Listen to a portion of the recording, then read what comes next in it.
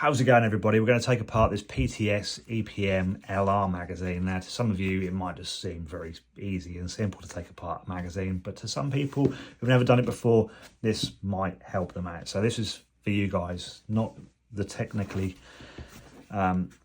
competent. First of all, you see, you're going to want to push this little thing in with something at the bottom there, a little button, and luckily nothing pops out. So next, we're going to want to undo this Phillips screw just here.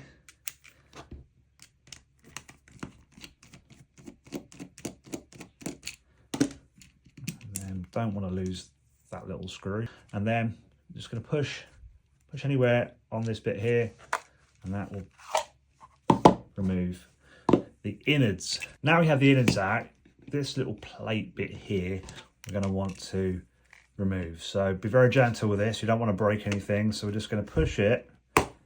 Get your fingers out of the way as well, because we don't want any injuries. Push it slightly forward and lift it like that.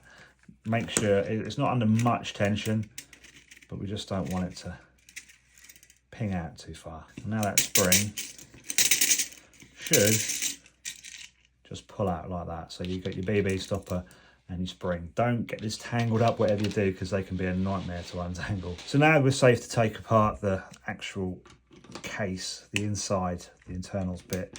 I'm going to want a Phillips screw, so I'll speed this bit up because this is what we got, 7 screws there. Now we've got all the little screws out. This should now just open up as if by magic like that. Now just be careful here, because you've got a little spring just there, and that could ping out because it might be under, well, it will be under slight tension there. But you can see how that sits in like that. Let's bring that up in case you get lost on how to put that back. And then you've got your 2 little springs here with the, it's got a name, I can't think what it is. So that's on the spring as well. And then also you've got your little bolt there, square bolt there, that sits in that little piece just there. So now we've got these 2 sections totally empty. You can take these away and give them a nice soapy wash and dry them off properly as well. You can see here, these are fairly new. I've only used these in 1 game so far, or half a game so far. You can see all here glistening away, silicone, or some kind of oil. I was going to say silicone oil, but I don't know what it is, to be honest with you. It's probably from that spring.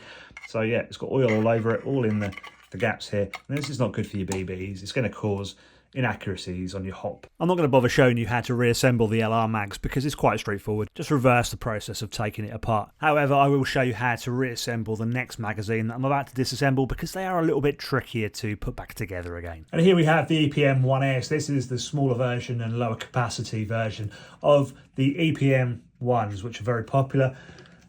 Come apart in exactly the same way. So you just push in the button at the bottom to remove the base plate like that. And then you've got your Phillips screw just there. You unscrew that. Take that out. And then just push again on the bottom. Mine is absolutely filthy, so it's long overdue a good clean. So the EPM ones look a bit different inside. You've got this gauge here that kind of gives you a rough idea of how many BBs you've got left. So the premise is still the same. We're going to take away the spring guide, so we just gently lift that up like that, and we're just going to gently pull that spring out there. This is the short gauge spring. You'll see the gauge now coming down. There we go, that's how short that is. Now we've got these little gauge bits. We're going to gently pull one out and pull the other side out as well, like that. Now, the main spring should now come out. We'll just make sure, yep, so all unlocked. Got this thing there, which joins the 2 springs. So we've got it. If it's not coming, you don't need to force it.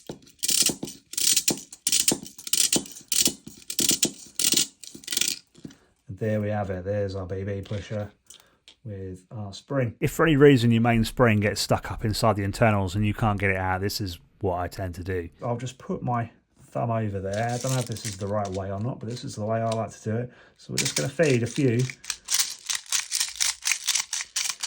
BBs in.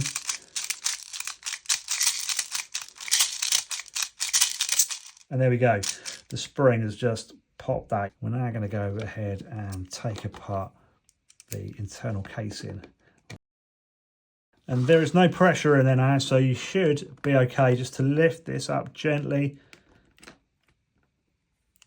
like that. And again, in this one, same as the LR, you can see there's the little button that keeps the base plate on.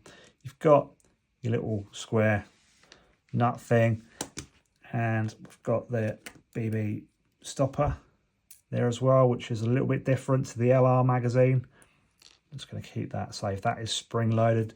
It's not under much tension, but just be careful you don't lose it. Right, with this as well, the base, the top comes off either side like that, and then you're left with a filthy internal magazine.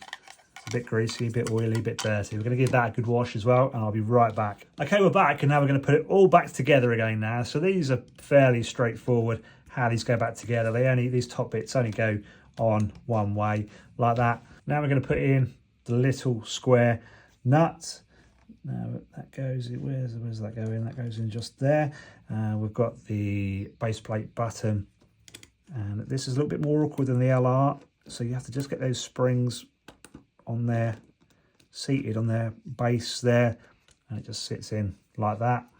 Now we take our BB stopper, and it doesn't, it's nice and easy, but it's not as easy as the LR magazine. So that is in place now, and it could ping off at any given time. So just be careful when you're putting those in. Right. I'm going to just lay gently the top layer on, make sure everything is nice and flush and we've got no gaps.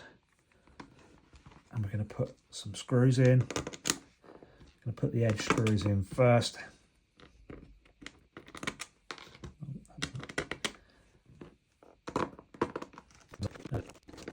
And now we'll put the inner ones in. You'll notice there is one that is slightly shorter than the rest. And the shorter one goes just on the outer edge, just there.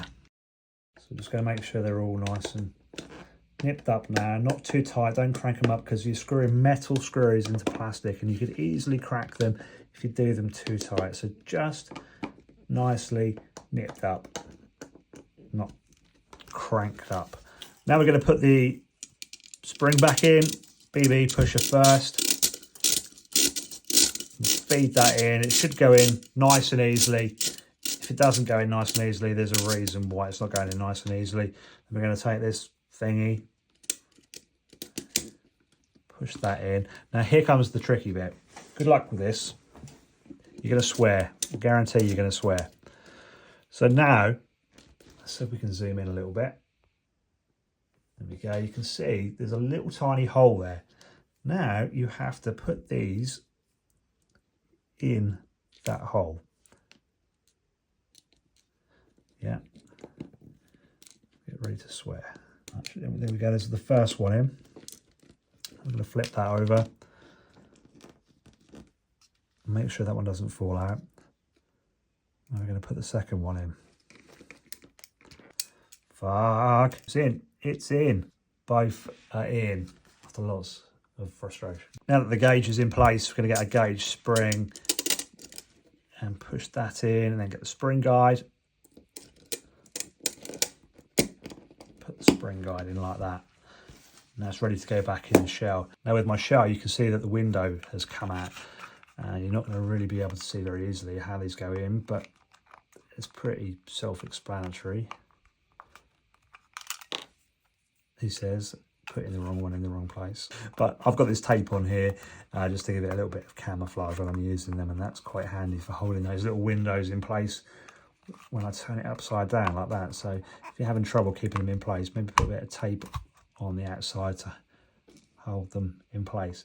Now I'm just going to put the internals back in. Now the windows are in place like that, and going to put the base, the screw in place. And there we have it. The mag is almost back together, just a base plate to go on now. And we're golden. There we go. Almost full. The gauge is now at the top like that. But it's like I said, this is not a video for you pros out there and you guys that know what you're doing. This is for like newcomers coming to the sport who maybe have got hold of some EPM mags and have no idea how to take them apart. So I know it's helped me in the past, YouTube videos on how to take magazines apart. So I hope this one helps, even just one or two of you out there maybe. Thanks for watching. I'll see you in the next episode.